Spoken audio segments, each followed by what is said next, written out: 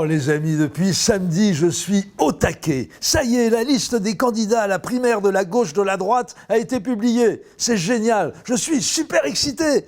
Bon, je n'ai pas encore choisi mon candidat. Ils donnent tous tellement envie. J'hésite énormément entre Jean-Luc Benamias, François de Rugy et Sylvia Pinel. Bon, Benamias, il est super sympa. Il a plus un poil sur le caillou. Comme moi-même, je perds mes cheveux depuis quelque temps, je m'identifie énormément. Et puis j'aime bien le nom de son parti à Benamias, le Front démocrate. Ça fait un peu oxymore. Ça commence par front, qui a une connotation résolument militaire, voire insurrectionnelle. Camarades, faisons front contre la bourgeoisie. Et puis juste après, il y a démocrate. Et là, c'est plus doux, plus apaisant. On pense à Édouard Balladur, à Jean Le Canuet, au Modem auquel Benamias a appartenu. Ça équilibre. Je suis également très tenté par la candidature du président, secrétaire général, trésorier et adhérent unique du célèbre parti écologiste, François de Rugy. Il faut dire que j'aime beaucoup les aristocrates. J'ai travaillé pendant 15 ans avec Stéphane Bern et c'est comme ça que j'y ai pris goût. C'est tout bête, hein ?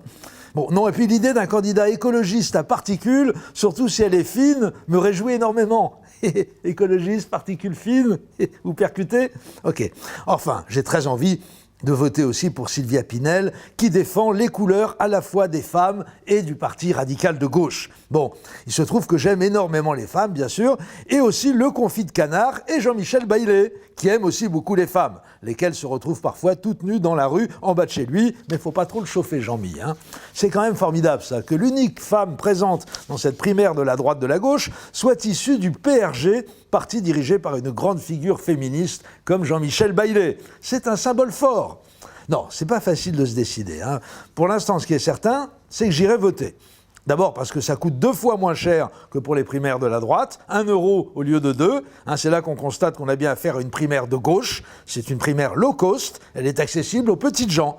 Et puis, autant ça m'aurait révulsé d'avoir à signer la charte des valeurs de la droite, autant ça va être un plaisir de parapher celle des valeurs de la gauche. Je vais signer dès demain le pacte de responsabilité, sa fameuse règle d'or, le CICE, j'aime l'entreprise, la loi El Khomri, les Roms qui n'ont pas vocation à rester chez nous, la déchéance de nationalité, la séparation bidon des activités bancaires, la justice exemplaire pour Rémi Fraisse et Adama Traoré.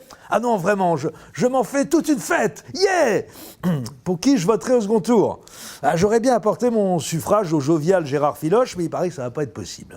D'après le patron du PS, Jean-Christophe Cambadélis, Filoche n'a pas obtenu suffisamment de parrainage au sein du parti. Pourtant, Jean-Christophe a fait des pieds et des mains pour que Gégé puisse être présent à la primaire, mais ça n'a pas suffi.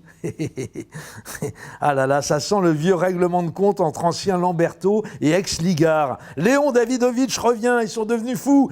Tes aficionados se tirent la bourre comme dans les années 70. Bon, du coup, faute de pouvoir voter pour Filoche, je vais me rabattre sur Manuel Valls. J'ai énormément apprécié sa proposition de supprimer le 49.3 s'il devient président de la République. Sarkozy avait fait à peu près la même chose. Une fois élu grâce à son pognon, il avait fait supprimer Kadhafi. Post-scriptum, il paraît que Cambadélis a demandé aux bénévoles du parti qui superviseront les bureaux de vote les 22 et 29 janvier prochains de porter un bonnet rouge. Alors là, bon, pourquoi pas, mais j'avoue que j'ai un peu de mal à percuter. C'est quoi l'idée? Rendre hommage au commandant Cousteau? Réintroduire la figure du Père Noël dans l'imaginaire collectif des électeurs de gauche? Appeler au lutin final? Je comprends pas, j'avoue. Joyeux Noël quand même.